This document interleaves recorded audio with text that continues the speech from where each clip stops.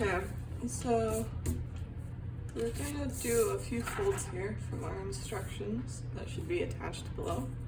But the first fold I'm going to show you how to do is to fold a regular 3-gon. And so you just fold both sides over to each other.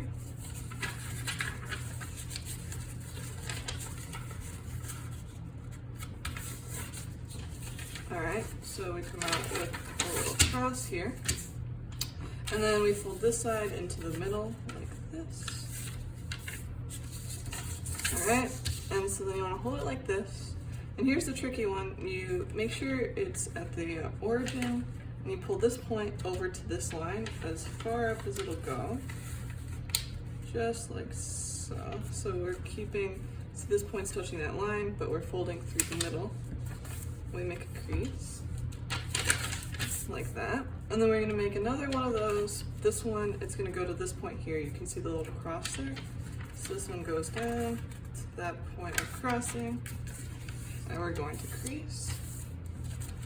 And then when we unfold, it's a little hard to see, but you should notice that we've got this line, and this line, and these perfectly trisect the angle down here, which means that if we were to just take these points here, and as best as possible, it's not going to be 100%, but if we fold these over,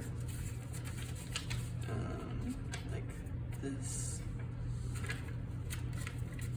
I think I kind of messed up on this one, so let's adjust. Okay, and then finally, fold this over as so, and then just a bit of window dressing. Fold these back, fold these back. We see a triangle.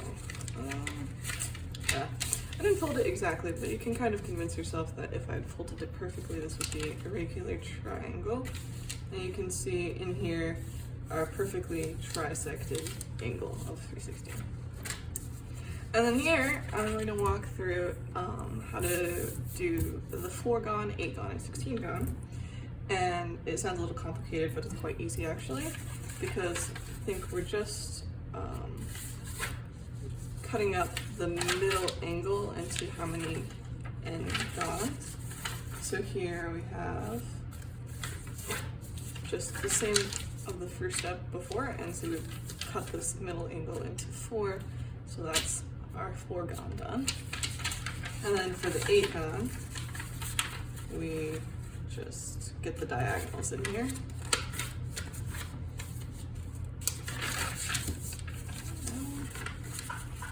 Not the cleanest fold, but close enough. And so you can convince yourself that we've cut this middle 360 into 8 now, so this should represent a regular 8-gon. And then finally, the 16 is a bit hard. We're just going to pick up these lines and put them on here in order to bisect everything in here. So I like to just take this line, make sure it goes to the origin, and then line it up with this larger line, and we just crease it all the way through. So once more, we just take this smaller one. I like to fold it over just so that I can see the line I'm lining up to. And we can crease.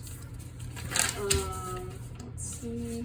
We can do this one. Let's just get it the way.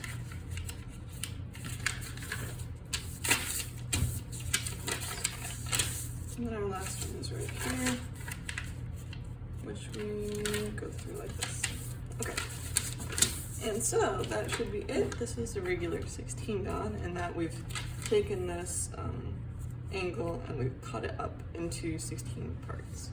So that should be it.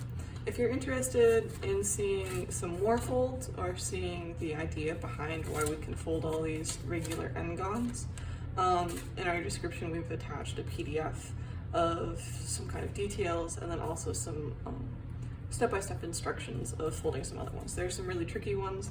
I would challenge you to try maybe the n=5 or n=7. Those are the ones that are a bit more tricky than the others. So enjoy.